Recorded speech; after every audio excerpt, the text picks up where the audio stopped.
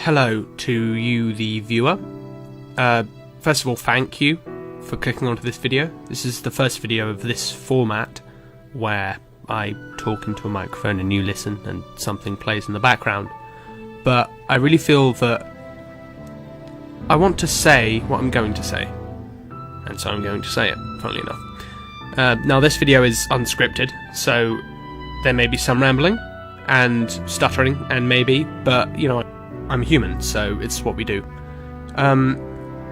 So I'd like to talk about Destiny, more specifically the future of Destiny. Now, I know in the past Destiny has been a large ridicule of storytelling. Admittedly, the first game was very bad, although one thing I still admired is it stuck true to its own personal story, aka the lore behind it. Now, Destiny's universe is extremely diverse and rich in its mythos, so much so that it's rivaled some of the greater lores that I've read, including, well, right up there with Lord of the Rings and Game of Thrones. The sheer backstory put into certain characters such as Oryx in the Books of Sorrow, and tales such as the Last Word and the Thorn have captured my imagination. But, as I'm sure many people are aware of before going into this video, the game fails to capture that. It fails to tell the stories in that way. But one thing I admired about Destiny 1 was that it still had the lore at its heart, and because of that I trusted that it would tell those tales when the time would come. Now, zoom forward to Destiny 2, and the campaign is much better. It's full of character development, especially for Gaul, which I was a big fan of, and it humanized characters that we previously had thought just blue bastions of boringness and Zavala, basically. But one thing that I saw missing was this loyalty to the lore. One thing that it missed was this sense of security. It felt unsure of itself in certain areas, and this shows a lot more in late entries such as Curse of Osiris and Warmind, most of all in the Fall of Osiris comic, where not only does the lore displayed clash with previous lore from Destiny 1, but it clashes from the lore shown in-game with descriptions.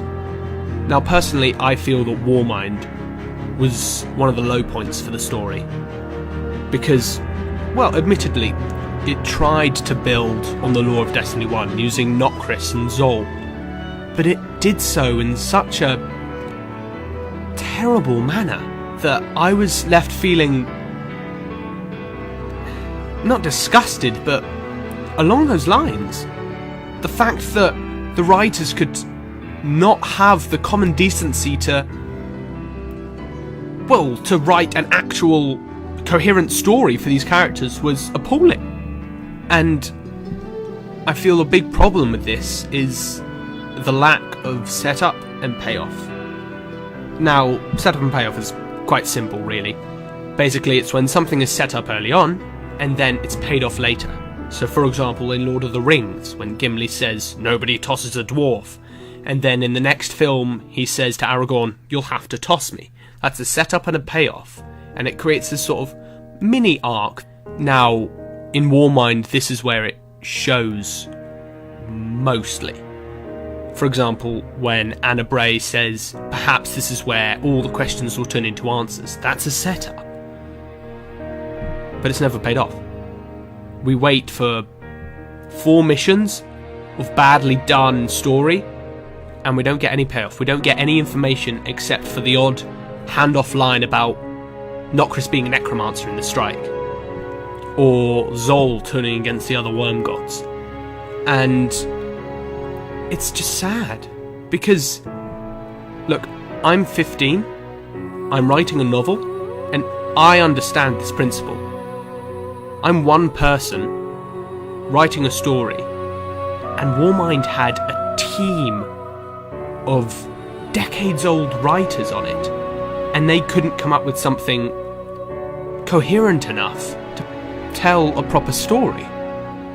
Now, that's not me trying to big myself up, and that's not me trying to put down the writers at Bungie. They try very hard, and I'm sure there were deadlines, but still, to today, I am baffled at the lack of common sense that went into Warmind's completed story, if you can even call it that.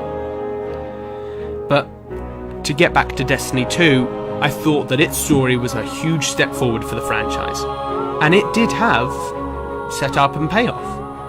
For example, Zavala saying, "Without the light, are we even Guardians anymore?" And then Hawthorne acts as a foil to his character, who believes there's nothing different now between a Guardian and a non-Guardian. And so there was character growth from that. However, in certain cutscenes, for example, the scene where the consul is killed at the hand of Gaul, along with the speaker, it felt like Bungie was unwilling to go the extra mile, which was the logical step. For example, the part where the speaker dies, for me, was a bit underwhelming. You just hear a "ugh," and then he falls on the ground. And I feel they should have made it a bit more ceremonial for him. Because that's the speaker.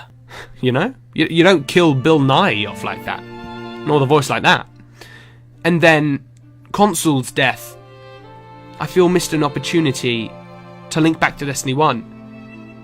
To really bring back the sense of mystery and mythos that Destiny 1 managed to capture. And I feel this could have been captured with one small change. If they had made the Consul a vessel of the darkness, manipulating Gaul from the shadows, because I feel this would have linked it back to the story of Destiny 1, where you are a servant of the light fighting against the servants of the darkness.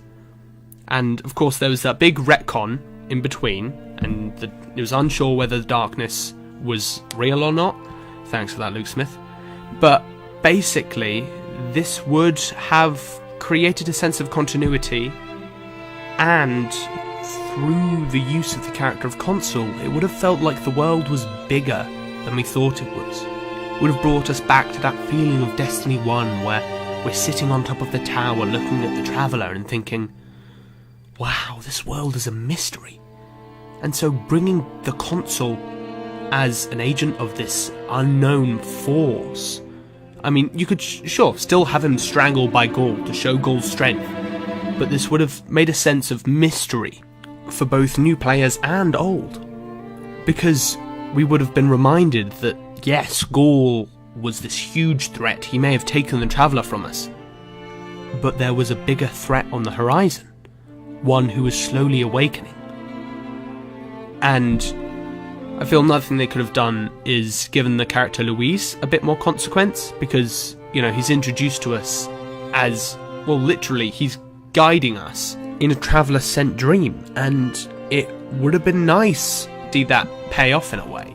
So maybe, you know, Luis was a vessel of the light, a sort of a sprite or a familiar, if you will, and the Consul was this remnant of the darkness's will, performing his whim upon the universe, and was planted as a worm, you know, in the Cabal Empire.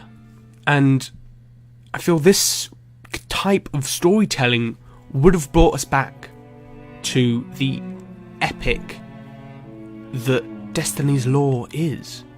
Like I said in the beginning, Destiny's lore is this rich, wondrous mythos, and bringing back these mysterious creatures, these beings of unknown entities, the story would cease to be a matter of the Cabal are bad guys who do bad things and they have a big weapon to blow up the sun, like Cade said, and it would have shifted towards they're being used by something bigger.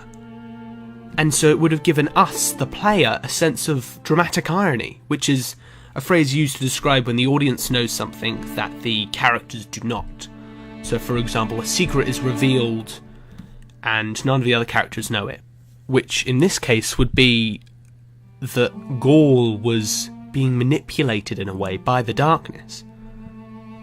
And maybe they could have had Louise, I don't know, aid in the Traveller's revival of some way. I also feel there were big structural problems with Destiny 2's campaign where the end was a bit too straightforward. I think it could have done with a twist, and I think the Consul could have filled this role by revealing himself.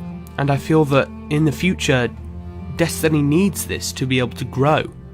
I feel that in Destiny 2, especially with the expansions, it was going under a bit of an identity crisis. It felt a bit like Justice League, where it jumped from the committed tone and foundation, and it tried to become something it wasn't. I feel that Destiny 2 tried to streamline itself in a way that wasn't necessary, and in making itself available to newcomers by likening itself to franchises such as Call of Duty, it actually lost its main audience, which were people enwrapped by this world Bungie had created. And I feel that in the future they need to re-embrace that world again. They need to re-embrace the mythos, the lore, and the legends of Destiny that made it so great for us when we played it the first time round.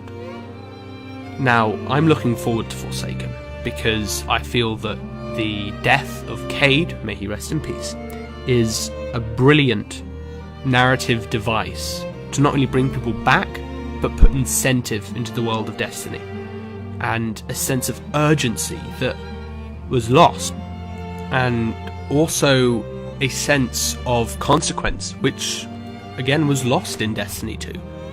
We complete the campaign, we get the tower back. I mean, the Traveller's awakened, but that doesn't change much. But the death of Cayde will leave a scar on the tower, and I feel that that is very important. It's like in Rise of Iron, the mortality of Guardians, that even heroes can die, that mentors, friends, some would even go far to say family, like Cayde, are still susceptible to the dangers of the world, to the inner darkness that lays in this reality. So, in the future, for the expansion after Forsaken, and even Destiny 3 and anything else that comes after, I hope that Bungie know this: the world they created is one of the greatest foundations that a video game can be built upon, and that they shouldn't forsake that in preference for the more simple and accessible, albeit more shallow, sides of storytelling. So, yeah, that's the video. I hope that you enjoyed this. If anyone is watching, this might just sit there in my inbox, and you know, so be it. I'm glad I made this video. But for those of you who sat through this 15-minute video, thank you. And as always, I've been Evan. God bless.